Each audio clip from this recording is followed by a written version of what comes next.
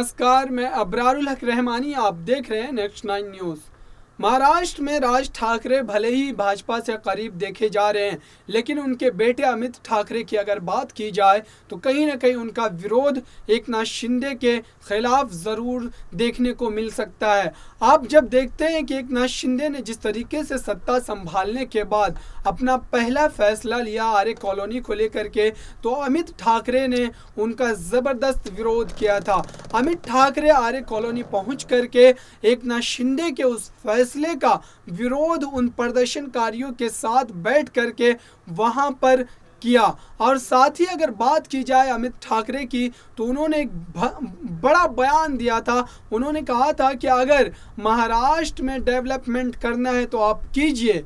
ये सारी बातें एकनाथ शिंदे को कही जा रही थी अमित ठाकरे के द्वारा कि अगर महाराष्ट्र में आपको डेवलपमेंट करना है तो आप कर सकते हैं, लेकिन पर्यावरण की कीमत पर हम महाराष्ट्र में किसी तरीके का डेवलपमेंट नहीं चाहते हैं। और कहीं ना कहीं राज ठाकरे के लिए एक मुसीबत बनता जा रहा है, क्योंकि राज ठाकरे लगातार भारतीय जनता पार्टी के उस रास्ते पर चल करके महाराष्ट्र में अपनी नई सियासत को परवान देना चाह रहे हैं। लेकिन अमित ठाकरे के इन बयानबाजी की वजह से हो सकता है कि राज ठाकरे और भारतीय जनता पार्टी के बीच जो दरार है वो बढ़ सकती है, क्योंकि भारतीय जनता पार्टी लगातार राज ठाकरे को साधने की कोशिश तो कर रही है, लेकिन अमित ठाकरे के इस बयान के बाद भारतीय जनता पार्टी के मन में भी एक खटास ज़रूर पैदा हो गई है। क्योंकि एकनाथ शिंदे भले ही सरकार को चला तो रहे हैं, लेकिन रिमोट कंट्रोल के तौर पर अगर हम किसी को देख रहे हैं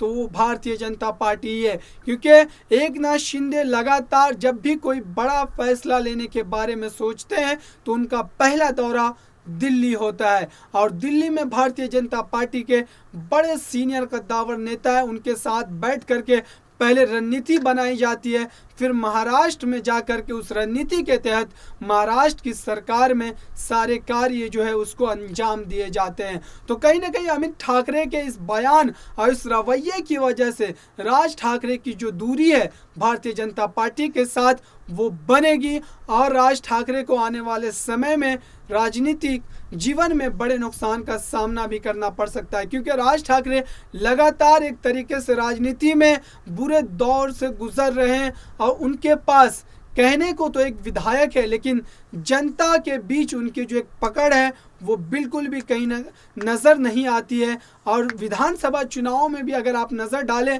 तो वो बहुत कम सीटों पर लड़ते भी हैं, और उससे भी कम सीटों को जीतते हैं वो, और फिर एक तरीके से हाशिए पर चले जाते हैं महाराष्ट्र की सियासत में। तो ये थी एक ख़ास रिपोर्ट आप लोगों के लिए। देखते रहिए नेक्स्ट 9 न्यूज़ को। धन्यवाद।